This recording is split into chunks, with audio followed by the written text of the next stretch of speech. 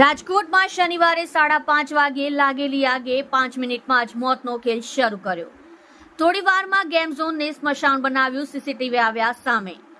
રાજકોટના TRP game ઝોનના અગ્નિકાંડના CCTV સામે આવ્યા છે. અંદર વેલ્ડિંગ કરતા સમયે આગ લાગી હતી. તણખા નીચે જરતા ધીરે ધીરે આગે વિકરાળ સ્વરૂપ ધારણ કર્યું હતું. અગ્નિશમક સાધનોથી આગ બુઝાવવાનો પ્રયત્ન કરવા છતાં પણ આગ બુઝાઈ ન હતી. તણખા સ્વરૂપે શરૂ થયેલી આગે વિકરાળ સ્વરૂપ ધારણ કર્યું હતું. તેના સીસીટીવી સામે આવ્યા છે. શેડના બિલ્ડિંગની કામગીરી ચાલતી હતી. ટીઆરપી ગેમ ઝોનમાં આગ લાગતા દોડધામ મચી હતી. શેડમાં ઉપરના ભાગે વેલ્ડિંગની કામગીરી ચાલુ હતી. દરમિયાન શનિવારે 25મી મે 5:30 વાગે તણખા પડવાના શરૂ થયા હતા. આગ ધીમે ધીમે વધતી ગઈ અને 5 મિનિટમાં વિકરાળ સ્વરૂપ ધારણ કરી લીધું હતું.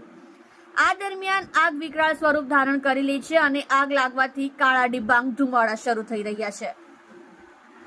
આગને કાબૂમાં લેવા શેડ તોડવાનો નિર્ણય લેવાયો હતો. તે પરિવારજનો હજુ પણ શોધી રહ્યા છે. રાત્રિના 9 વાગે આગ ઓલવી દીધા બાદ શેડ તોડવાનો નિર્ણય લેવાયો હતો.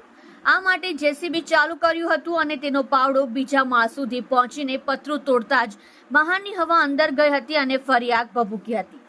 સ્થળ પર ફાયર ટેન્કર હતા એટલે ફરી આગ બુઝાવાઈ હતી. આગ કયા કારણોસર લાગી તે અંગે પ્રાથમિક તબક્કે અલગ અલગ કારણો બહાર આવી રહ્યા છે.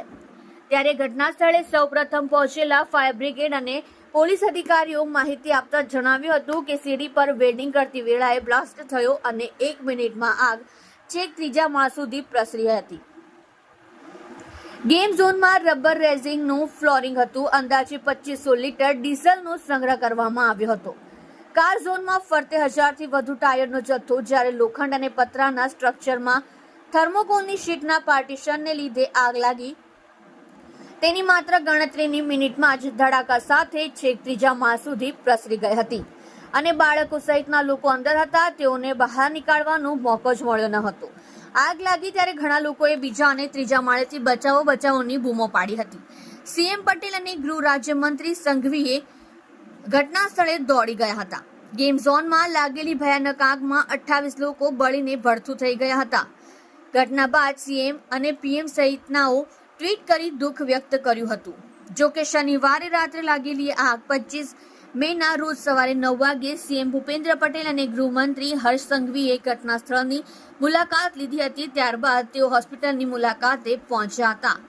ત્યાં જે દર્દીઓ દાઝી ગયા છે તેમની સાથે વાતચીત કરી ખબર અંતર પૂછ્યા હતા તેમજ મૃત્યુ પામેલાના પરિવારજનોને સાંત્વના પાઠવી હતી.